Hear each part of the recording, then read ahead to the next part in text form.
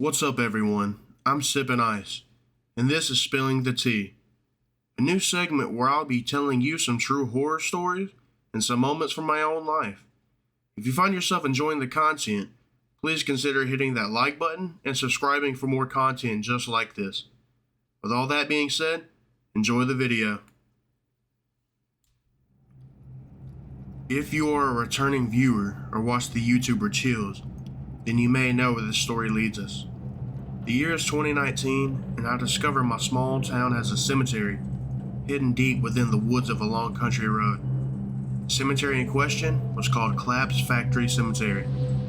Upon further investigation, I realized upon this land was once a community that lived off the working of an old textile mill. I then decided to go and explore this cemetery. It was a cold, dark night as me and one of my closest friends named Justin parked alongside a small one-way street in order to cross a small wooden bridge. We took a deep breath and started our 2-mile trek down the concrete pathway, lined with nothing other than acres of woods.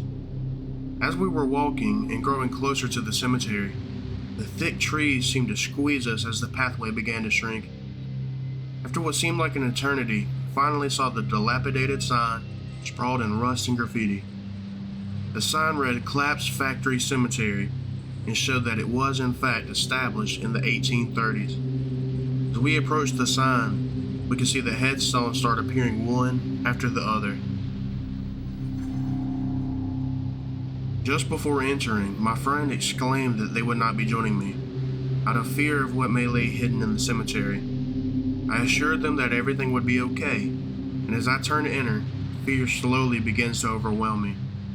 As I pushed through, I noticed the stairs have been overwhelmed and completely covered as the years have worn them away.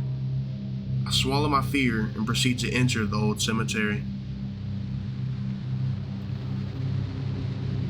Surrounded by old headstones and drowning in darkness, but the only source of light was the flashlight from my phone. Off in the distance, I see a line of sticks creating a trail leading off deeper into the woods. Out of fear, I only explored the trail halfway. I began using my phone's flashlight to check my surroundings, which led me to seeing a pile of something that was unidentifiable. Upon further examination, what I saw appeared to possibly have been a creature or someone on all fours. Without knowing it at the time, I believe I was being watched. Unbeknownst to me, just before seeing the object on all fours, off to the left of a tree was what seemed to be a glowing pair of eyes taking a quick peek at me, quickly vanishing back behind the tree. As I stand there, the air around me suddenly becomes very still and cold. I could hardly breathe as the cold air began to leave my body. It felt as if someone, quite possibly something, was there with me, sitting idly by, just watching. The fear begins to envelop me to the point of shaking. I then decide it's time to leave. As I walk back to the entrance, and I start seeing my friend begin to emerge into view, I see them looking off deep into the woods as if he's heard something. I make it back to him as he's already beginning to slowly make his way back towards the car. I catch back up to him, nervously checking behind me in fear of being followed. As we approached the halfway point, we began to calm back down. Needing to stop for a moment for a bathroom break, we make our way to the edge of the tree line. As we finish our business, Justin and I hear a small, almost as if a twig was broken.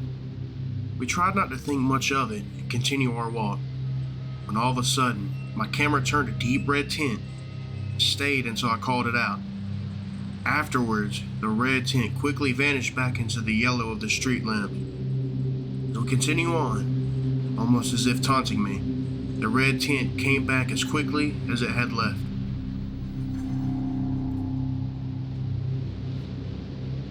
Seeing this happen began to creep Justin out, causing him to want to get out as quickly as he could. We continue making our way to the car, when around half a mile away, we spotted what seemed to be socks were some clothes hanging from some trees. Afterwards, Justin claimed to be hearing noises in the woods, and an almost scurrying noise as if something was following us on the tree line, just out of our view. Justin was eager to escape. During the events of us exploring, I was recording videos for Snapchat, not thinking anything of it. I ended recording so I could upload it, and as soon as I did, a tree limb, maybe 10 feet from us, somewhere in the tree line just broke. Standing, frozen in fear, I snapped back to reality as I noticed Justin started running to the car. Realizing something is across from me, I began to run to catch up with Justin, as we run as fast as we can to try and escape whatever had been following us. After what seemed like forever, we finally could see the wooden bridge leading to my car. Out of breath, we stopped on the bridge and took a look back towards the pathway. We don't see anything. It's quiet. It would seem almost too quiet. We walked the last 20 feet until we were at my car. A sigh of relief began washing over us. Just before we got in the car to leave, we take one more look back to see nothing, but then the silence broke. We hear what sounds like someone screaming out in the distance, as if trying to coerce us back into the pathway. Having learned our lesson, we quickly climbed into the car and sped away.